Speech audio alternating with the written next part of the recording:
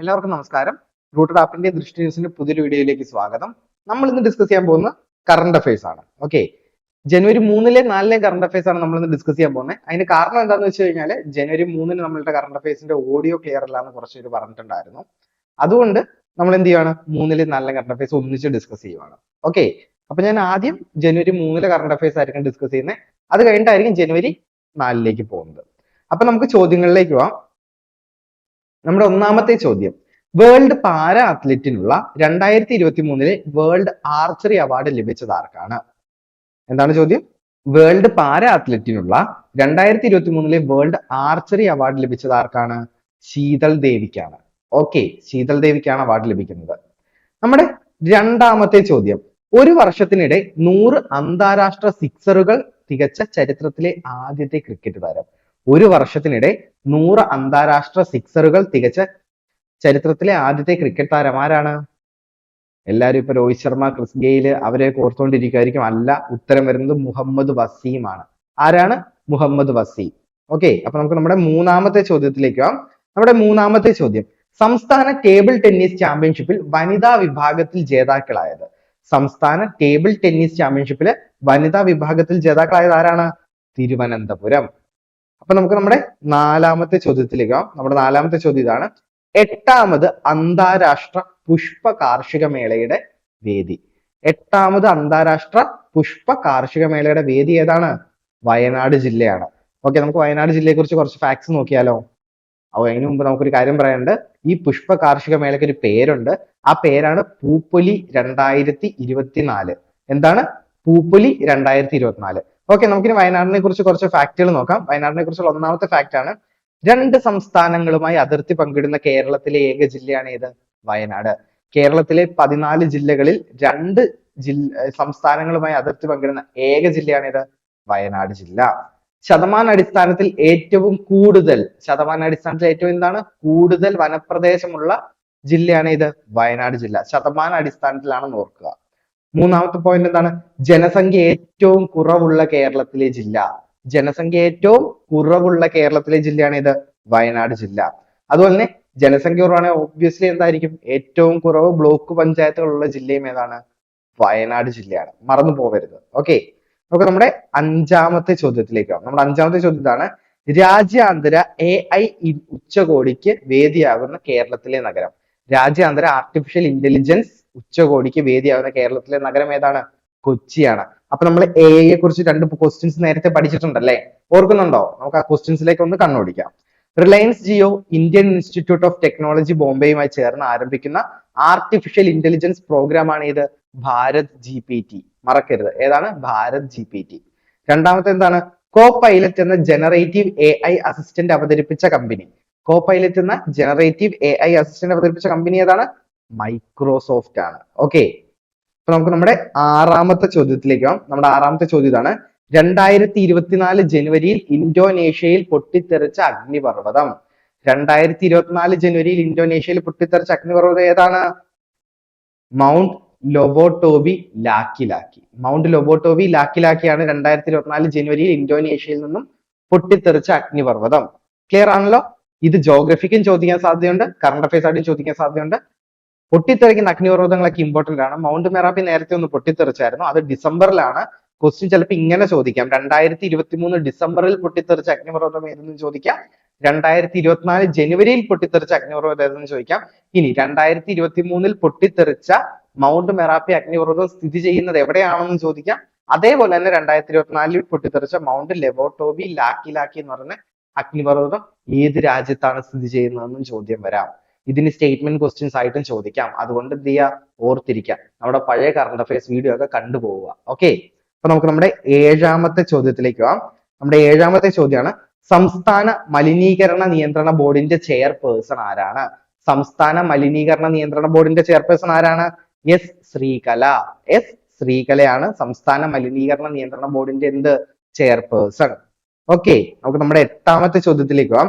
എട്ടാമത്തെ ചോദ്യം ഇതാണ്, PM വിശ്വകർമ്മ യോജന നടപ്പാക്കുന്ന ആദ്യ കേന്ദ്രഭരണ പ്രദേശം. PM വിശ്വകർമ്മ യോജന നടപ്പാക്കുന്ന എന്താണ്? ആദ്യ കേന്ദ്രഭരണ പ്രദേശം ഏതാണ്? ജമ്മു കാശ്മീർ ആണ് PM വിശ്വകർമ്മ യോജന നടപ്പാക്കുന്ന ആദ്യ കേന്ദ്രഭരണ പ്രദേശം.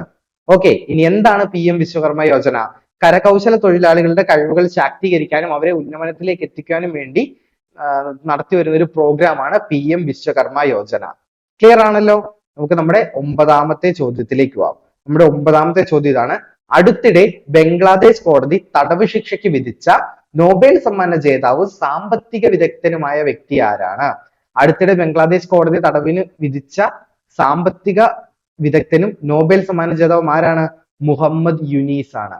മുഹമ്മദ് യൂനീസ്. ഓക്കെ, നമുക്ക് നമ്മുടെ 10ാമത്തെ ചോദ്യത്തിലേക്ക് പോകാം. നമ്മുടെ 10ാമത്തെ ചോദ്യം ഇതാണ്: സംസ്ഥാനത്തെ തദ്ദേശ സ്വയംഭരണ സ്ഥാപനത്തിന് കീഴിലുള്ള ആദ്യ മലിനജല ശുദ്ധീകരണ പ്ലാന്റ് നിലവിൽ വന്നത്. ശ്രദ്ധിച്ച് കേൾക്കണം, ഇമ്പോർട്ടന്റ് ക്വസ്റ്റ്യൻ ആണ്. സംസ്ഥാനത്തെ തദ്ദേശ സ്വയംഭരണ സ്ഥാപനത്തിന് കീഴിലുള്ള ആദ്യത്തെ മലിനജല ശുദ്ധീകരണ പ്ലാന്റ് നിലവിൽ വന്നത് എവിടെയാണ്? മഞ്ചപ്പാലം. എവിടെയാണത്? കണ്ണൂർ ജില്ലയിലാണ്. എവിടെയാണ്? കണ്ണൂർ ജില്ലയിലാണ്. നമുക്ക് കണ്ണൂർ ജില്ലയെ കുറിച്ച് കുറച്ച് ഫാക്ട്സ് നോക്കാം. കണ്ടൽ വനം ഏറ്റവും കൂടുതലുള്ള ജില്ല ഏതാണ്? കണ്ണൂർ ജില്ലയാണ്. അതുപോലെ തന്നെ കടൽ തീരം കൂടുതലുള്ള ജില്ല ഏതാണ്? കണ്ണൂർ ജില്ലയാണ് അതും. അതുപോലെ തന്നെ ഇന്ത്യയിൽ ആദ്യമായി സമ്പൂർണ്ണ പ്രൈമറി വിദ്യാഭ്യാസം നേടിയ മുനിസിപ്പാലിറ്റി സ്ഥിതി ചെയ്യുന്ന ജില്ല.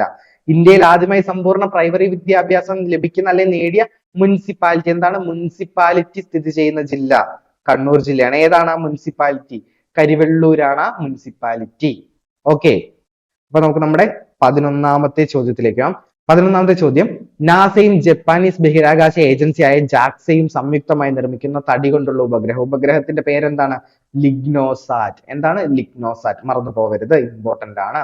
12ാമത്തെ ചോദ്യത്തിലേക്ക് നമ്മുടെ 12ാമത്തെ ചോദ്യം ഇതാണ്: സംസ്ഥാന ഫിഷറീസ് വകുപ്പിന് കീഴിൽ ആദ്യ കടൽ ഭക്ഷണ റെസ്റ്റോറന്റ് നിലവിൽ വരുന്നത് എവിടെ?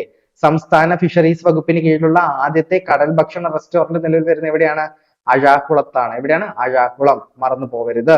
നമ്മുടെ 13ാമത്തെ ചോദ്യത്തിലേക്ക് നമുക്ക് നമ്മുടെ 13ാമത്തെ ചോദ്യം ഇതാണ്: 2024 ജനുവരിയിൽ കേരളത്തിലെ ഏത് ജില്ലയാണ് ആദ്യമായി രഞ്ജി ട്രോഫി ക്രിക്കറ്റ് മത്സരത്തിന് വേദിയാകുന്നത്? 2024 ജനുവരിയിൽ കേരളത്തിലെ ഏത് ജില്ലയാണ് ആദ്യമായി രഞ്ജി ട്രോഫി ക്രിക്കറ്റ് മത്സരത്തിന് വേദിയാകുന്നത്? എറണാകുളമോ തിരുവനന്തപുരം അല്ല, തെറ്റിപ്പോവരുത്. ആലപ്പുഴ ജില്ലയാണ്. ഏത് ജില്ലയാണ്? ആലപ്പുഴ ജില്ല. 2024 ജനുവരിയിൽ കേരളത്തിലെ ഏത് ജില്ലയാണ് ആദ്യമായി രഞ്ജി ട്രോഫി ക്രിക്കറ്റ് മത്സരത്തിന് വേദിയാകുന്നത്? ആലപ്പുഴ. നമുക്ക് ആലപ്പുഴ ജില്ലയെ കുറിച്ചുള്ള കുറച്ച് ഫാക്ടുകൾ നോക്കാം. നമ്മുടെ 1ാമത്തെ ഫാക്ട് ആണ്: കടൽ തീരം ഏറ്റവും കൂടുതലുള്ള 2ാമത്തെ ജില്ലയാണ് ഏത്? ആലപ്പുഴ. കടൽ തീരം ഏറ്റവും കൂടുതലുള്ള 2ാമത്തെ ജില്ലയാണ് ഏത്? ആലപ്പുഴ. അപ്പൊ 1ാമത്തെ ജില്ല ഏതായിരിക്കും? 1ാമത്തെ ജില്ല നിങ്ങൾ കമന്റ് ചെയ്യുക. ഓക്കെ, നമുക്ക് നമ്മുടെ 2ാമത്തെ ഫാക്ട് ആണ്: ഏറ്റവും കുറവ് വനപ്രദേശമുള്ള ജില്ലയാണ് ഏത്? ആലപ്പുഴ. ഏറ്റവും കുറവ് വനപ്രദേശമുള്ള ജില്ലയാണ് ആലപ്പുഴ. അതുപോലെ തന്നെ ശതമാന അടിസ്ഥാനത്തിലും കുറവ് വനപ്രദേശമുള്ള ജില്ല ഏതാണ്? ആലപ്പുഴയാണ്. ക്ലിയർ ആണല്ലോ? അപ്പൊ നമുക്ക് നമ്മുടെ 14ാമത്തെ ചോദ്യത്തിലേക്ക് പോകാം. നമ്മുടെ 14ാമത്തെ ചോദ്യം ഇതാണ്: കേരളത്തിലെ ആദ്യത്തെ പ്രൊഫഷണൽ ബോക്സിംഗ് മത്സരത്തിന് വേദിയായത്? കേരളത്തിലെ ആദ്യത്തെ പ്രൊഫഷണൽ ബോക്സിംഗ് മത്സരത്തിന് വേദിയായത് എവിടെയാണ്? ചേപ്പാട്. അതും ആലപ്പുഴ ജില്ലയിലാണ്. എവിടെയാണ്? ചേപ്പാട്, ആലപ്പുഴ ജില്ല. നമ്മൾ നേരത്തെ പറഞ്ഞ ഫാക്ടുകൾ ഞാൻ ഇവിടെ ജസ്റ്റ് ഒന്ന് എഴുതിയിട്ടുണ്ട്. ഒന്ന് വായിച്ചു നോക്കാം, നിങ്ങൾക്ക് ഒരു റിവിഷൻ പോലെ ആയിക്കോളും. ഇതെല്ലാം നോട്ട് ചെയ്ത് നോക്കാം കേട്ടോ. അപ്പൊ നമുക്ക് നമ്മുടെ 15ാമത്തെ ചോദ്യത്തിലേക്ക് പോവാം. നമ്മുടെ 15ാമത്തെ ചോദ്യം എന്താണ്? ബ്രിക്സ് രാജ്യങ്ങളിൽ 2024 പുതുതായി ഉൾപ്പെട്ട രാജ്യങ്ങൾ. ബ്രിക്സ് രാജ്യങ്ങളിൽ 2024 പുതുതായി ഉൾപ്പെട്ട രാജ്യങ്ങൾ ഏതൊക്കെയാണ്? Iran, Saudi Arabia, Ethiopia, Egypt, UAE. ഈ 5 രാജ്യങ്ങളാണ് 2024 ബ്രിക്സ് രാജ്യങ്ങളിലേക്ക് കൂട്ടിച്ചേർക്കപ്പെട്ട രാജ്യങ്ങൾ. ഇനി ബ്രിക്സ് രാജ്യങ്ങൾ ഏതൊക്കെയാണ്? ബ്രസീല്, റഷ്യ, ഇന്ത്യ, ചൈന, അതുപോലെ തന്നെ സൗത്ത് ആഫ്രിക്ക. ഇതിൽ ഞാൻ പുതുതായി കൂട്ടിച്ചേർക്കപ്പെട്ട രാജ്യങ്ങളിലെ എല്ലാത്തിന്റെയും ഫസ്റ്റ് ലെറ്റർ വേറൊരു കളറിലാണ് വെച്ചിരിക്കുന്നത്. എന്തുകൊണ്ടായിരിക്കും? ഇപ്പൊ 10 ബ്രിക്സ് രാജ്യങ്ങളായില്ലേ? ഇത് പഠിക്കാൻ നമുക്കൊരു കോഡ് ഇട്ടാലോ ഇവിടെ? കോഡ് ഇതാണ്: BRICS ICU. BRICS ICU. BRICS എന്ന് വെച്ച് കഴിഞ്ഞാൽ Brazil, Russia, India, China, South Africa. ICU. I for Iran, S Saudi Arabia, E Ethiopia, വീണ്ടും ഒരു ഈജിപ്റ്റ്, അവസാനത്തെ UAE.